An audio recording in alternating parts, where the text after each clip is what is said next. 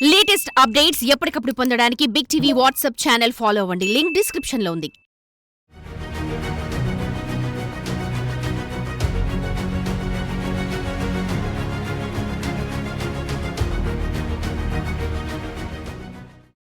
ప్రపంచంలో అత్యధిక జనాభాతో భారత్ చైనాను వెనక్కి నెట్టింది. అయితే ఇది ఎంతో కాలం నిలిచేటట్లు లేదు.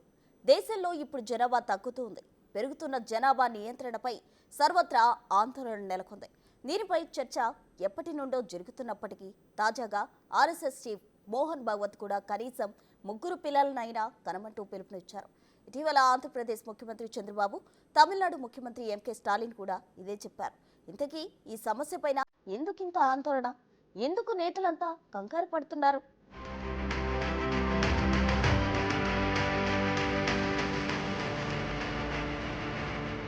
ఒకప్పుడు ఒకరిద్దరు ముద్దు, ముగ్గురు అసలే వద్దు అంటూ జనాభా నియంత్రణపై ప్రభుత్వాలే ప్రచారం చేశాయి.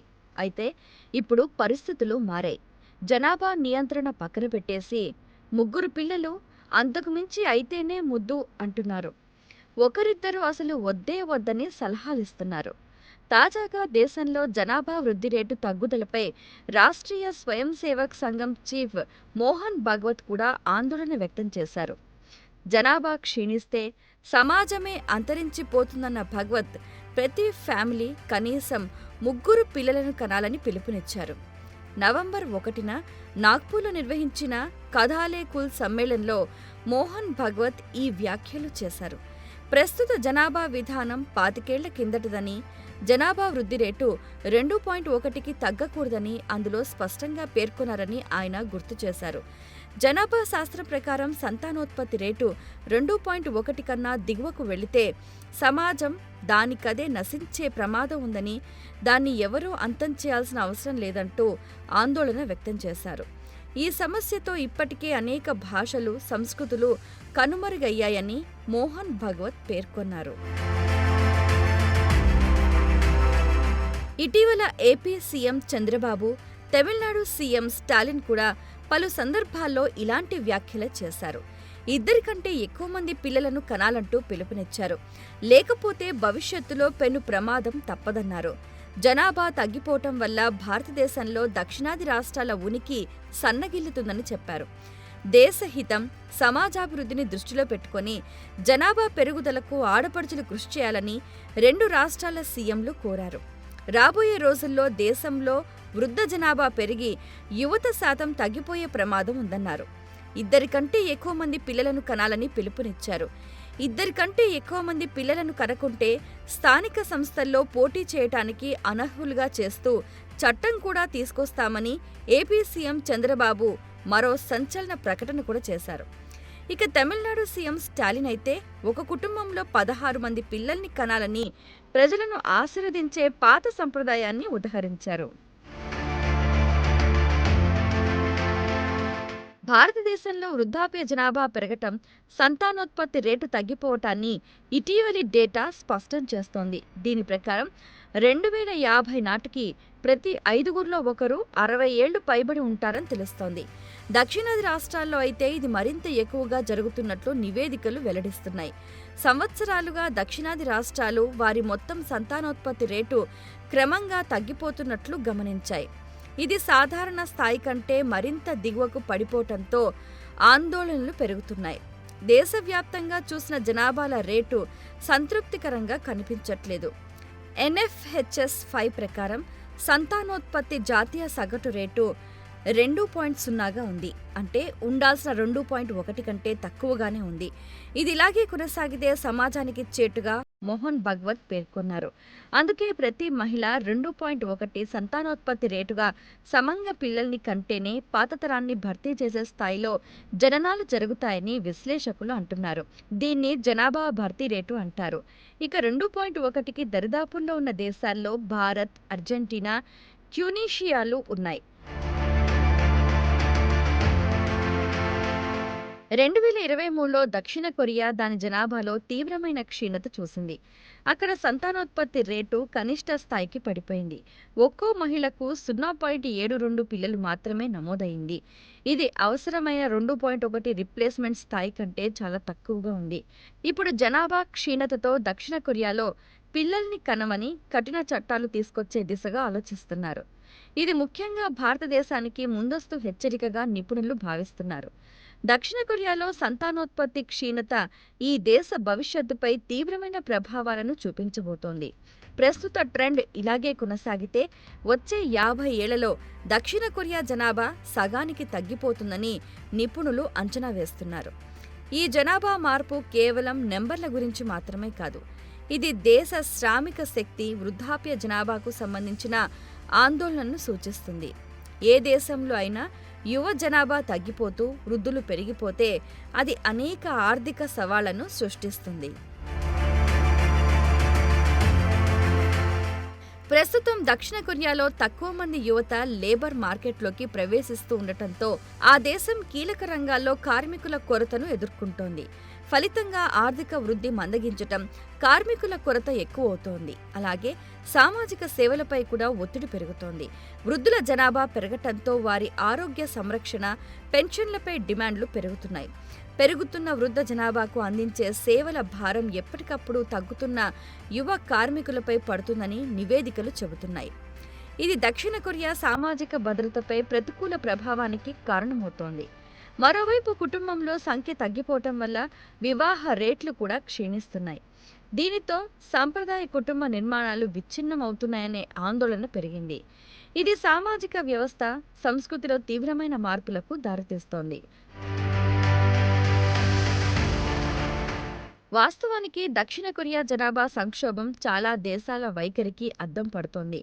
ప్రపంచంలోని చాలా ప్రాంతాల్లో, ముఖ్యంగా అభివృద్ధి చెందిన దేశాల్లో సంతానోత్పత్తి రేట్లు తగ్గుతున్నాయి. 2022లో ప్రపంచ జనాభా 8 బిలియన్లు దాటినప్పటికీ సంతానోత్పత్తి రేటు 2050 నాటికి దాదాపుగా 2.1కి తగ్గుతుందని అంచనా వేస్తున్నారు. అయితే ప్రస్తుత తరాన్ని భర్తీ చేయడానికి ఇది సరిపోతుంది. కానీ అనేక అభివృద్ధి చెందిన దేశాలు, ముఖ్యంగా యూరప్, ఈస్ట్ ఏషియాలో ఇప్పటికే రిప్లేస్మెంట్ స్థాయి కంటే తక్కువ జనాభా రేటు నమోదవుతోంది. ముఖ్యంగా OECD సభ్యులైన 38 దేశాల్లో వృద్ధ పౌరుల జనాభా వేగంగా పెరుగుతోంది. దీనితో సామాజిక సేవలు, ఆరోగ్య సంరక్షణ, పెన్షన్లకు పెరిగిన డిమాండ్లతో పరిష్కార మార్గాలు కనుక్కోవటం ప్రభుత్వాలకు సవాలుగా మారింది.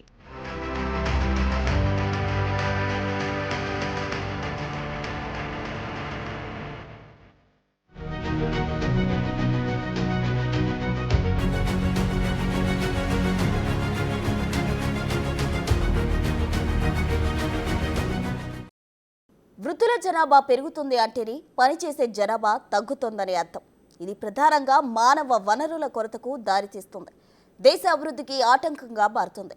ముఖ్యంగా భారతదేశం లాంటి అధిక జనాభా గల దేశంలో ఇది మరింత ప్రభావాన్ని చూపిస్తోంది. అందుకే దేశవ్యాప్తంగా ఉన్న ప్రభుత్వాలు దీనిపై దృష్టి పెట్టాలి.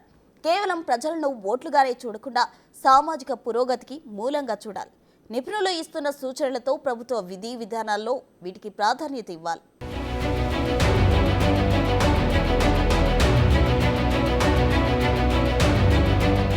ప్రస్తుతం ప్రపంచంలో అత్యధిక జనాభా కలిగిన దేశంగా ఉన్న భారతదేశం కూడా సంతానోత్పత్తి రేటులో క్షీణతను ఎదుర్కొంటుంది. 1950లో ఒక మహిళకు అత్యధికంగా 6.18 మంది పిల్లలు ఉండగా ఇప్పుడది 2.0కి చేరుకుంది. ఈ సంతానోత్పత్తి రేటు 2050 నాటికి 1.29కి పడిపోతుందని అంచనా వేస్తున్నారు. ఇది భర్తీ రేటు 2.1 కంటే చాలా తక్కువ. భారతదేశ జనాభా తగ్గిపోతున్న వేగం దక్షిణ కొరియా కంటే నెమ్మదిగా ఉన్నప్పటికీ సంతానోత్పత్తి క్షీణత అంశం మాత్రం తీవ్రంగా ఆందోళన కలిగిస్తోంది. అందుకే మోహన్ భగవత్, సీఎంలు చంద్రబాబు, స్టాలిన్ వంటి నేతలతో పాటు భారతదేశంలో చాలా మంది రాజకీయ నాయకులు, విశ్లేషకులు, నిపుణులు, మేధావులు కూడా తగ్గుతున్న జనాభా పర్యావసానాల గురించి హెచ్చరికలు చేస్తున్నారు. ముఖ్యంగా ఇది దేశ జనాభా ప్రయోజనాన్ని దెబ్బతీస్తుందని ఆందోళన వ్యక్తం చేస్తున్నారు. ఇటీవలి దశాబ్దాల్లో భారతదేశ ఆర్థిక వృద్ధికి యువ జనాభా ప్రధాన డ్రైవర్గా ఉంది. అయితే సంతానోత్పత్తి రేటు తగ్గుతూ ఉంటే భవిష్యత్తులో భారతదేశం దక్షిణ కొరియాల జనాభా సంక్షోభాన్ని ఎదుర్కోవాల్సి ఉంటుంది అనడంలో సందేహం లేదు. అయితే భారతదేశంలో సంతానోత్పత్తి రేటు క్షీణించడానికి అనేక అంశాలు కారణమవుతున్నాయి. ముఖ్యంగా దేశంలో పెరుగుతున్న ఆర్థిక ఒత్తిళ్లు దీనికి ప్రధాన కారణంగా తెలుస్తోంది. పెరుగుతున్న ద్రవ్యోల్బణం, ఆర్థిక జీవన వ్యయాలు, ఆర్థిక అనిశ్చితి పేరెంట్ హుడ్ ని ఆర్థికంగా సవాలుగా మారుస్తుంది. పెరుగుతున్న ఖరీదైన సోషల్ డిమాండ్లతో చాలా కుటుంబాలు పిల్లల పెంపకం ఖర్చులను సమతుల్యం చేయడం కష్టంగా మారింది. దీనికి తోడు ఎప్పటినుండో భారతదేశ సంస్కృతిలో పాతుకుపోయిన లింగ అసమానత ఆధునిక కాలంలో కూడా పట్టి పీడిస్తుంది. భారతదేశంలో సాంప్రదాయకంగా పిల్లల పెంపకంలో ఎక్కువ బాధ్యత మహిళలపై మోపారు. దీనికి తోడు ఎక్కువ మంది మహిళలు వర్క్ ఫోర్స్ లోకి ప్రవేశించి విద్య, వృత్తిలో పురోగతిని కోరుకుంటున్నారు. దీనివల్ల పెళ్లి, ప్రసవాలు ఆలస్యమవుతున్నాయి. సంతానోత్పత్తి క్షీణతకు ఇది మరింత దోహదం చేస్తుందని నివేదికలు చెబుతున్నాయి. ఇక నానాటికి పెళ్లి చేసుకునే వయసు కూడా ఆలస్యమవుతుందనే అభిప్రాయాలున్నాయి. వివాహాలకు ప్రాధాన్యత కూడా తగ్గినట్టు తెలుస్తోంది. ఇలా వివాహం ఆలస్యం చేయడం వల్ల పిల్లలు కనే సామర్థ్యం కూడా బలహీనపడుతుంది. దీనివల్ల సంతానోత్పత్తి రేటు సహజంగా తగ్గుతున్నట్లు డేటా వెల్లడిస్తోంది. ఇటీవల సంవత్సరాల్లో ఒకరినే కంటున్న కుటుంబాలు పెరుగుతున్నట్లు తెలుస్తోంది. అలాగే కుటుంబ నిర్మాణం, వర్క్ లైఫ్ బ్యాలెన్స్ విషయంలో మారుతున్న వైఖరులు కూడా సంతానం తగ్గడానికి కారణమవుతుంది. మరీ ముఖ్యంగా పెరుగుతున్న ఇన్ఫెర్టిలిటీ స్థాయిలు కూడా సంతానోత్పత్తిని తగ్గిస్తున్నాయి. స్త్రీలలో పెరుగుతున్న థైరాయిడ్, పీసీఓడి వంటి లైఫ్ స్టైల్ సమస్యలు, పురుషుల్లో పెరుగుతున్న ఒత్తిడితో పాటు తీవ్రమైన పర్యావరణ ప్రభావాలు జంటలకు పిల్లల్ని కనడాన్ని కష్టతరం చేస్తుంది. ఇది సంతానోత్పత్తి క్షీణతను మరింతగా పెంచుతోంది. అయితే భారత్లో పెరుగుతున్న ఈ జనాభా మార్పులను ఎదుర్కోవడానికి నిపుణులు అనేక మార్గాలను కూడా సూచిస్తున్నారు. ఇందులో భాగంగా ఆర్థిక సంస్కరణల అవసరాన్ని గుర్తుకు చేస్తున్నారు. దేశవ్యాప్తంగా ప్రభుత్వాలు ఆర్థిక వృద్ధి, ఉద్యోగ కల్పనను పెంచే విధానాలపై దృష్టి పెట్టాలని అంటున్నారు. మంచి ఆర్థిక వ్యవస్థ, పెరుగుతున్న వృద్ధాప్య జనాభా, తగ్గుతున్న శ్రామిక శక్తికి మద్దతునిచ్చే విధంగా ఉన్నప్పుడు పరిస్థితులు మెరుగుపడతాయని ఆశిస్తున్నారు. అలాగే కుటుంబ వృద్ధిని ప్రోత్సహించే చర్యలు చేపట్టాలని సూచిస్తున్నారు. అందులో భాగంగా పన్ను మినహాయింపులు, సబ్సిడీతో పిల్లల సంరక్షణ, కొత్తగా పెళ్లి చేసుకున్న వారికి ఆర్థిక సహాయం వంటి ప్రోత్సాహకాల అవసరాన్ని తెలియజేస్తున్నారు. మరోవైపు వర్క్ లైఫ్ బ్యాలెన్స్ లో లింగ అసమానతలను పరిష్కరించడం కూడా అధిక సంతానోత్పత్తి రేటును ప్రోత్సహిస్తుందని చెబుతున్నారు. ముఖ్యంగా ఇంటి పనులు, పిల్లల పెంపకం, పురుషుల భాగస్వామ్యాన్ని ప్రోత్సహించడం వలన మహిళలపై భారం తగ్గి కుటుంబ జీవితాన్ని సమతుల్యం చేసుకోవడం సులభం అవుతుందని సూచిస్తున్నారు. 2050 నాటికి భారతదేశంలో వృద్ధుల జనాభా చిన్నపిల్లల కంటే ఎక్కువగా ఉండే పరిస్థితికి భారత్ వచ్చింది. ఇది భారతదేశ జనాభా సామర్థ్యాన్ని బలహీనపరుస్తుంది. అందుకే భారత్ వేగంగా తీసుకోవాల్సిన నిర్ణయాల్లో జనాభా పెరుగుదలను ఆర్థిక స్థిరత్వంతో బ్యాలెన్స్ చేయడం ప్రధానమైన అడుగు. జనాభా డైనమిక్స్ లో అనివార్యమైన మార్పులను ఎదుర్కోవడానికి భారత్ సరికొత్త విధి విధానాలు రూపొందించాలి.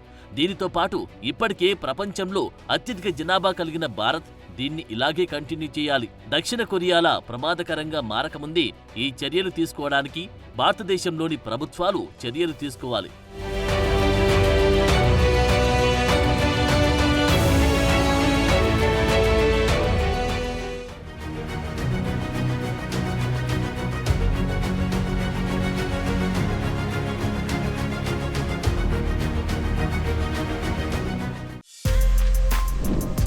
For more videos like this, subscribe Big TV channel.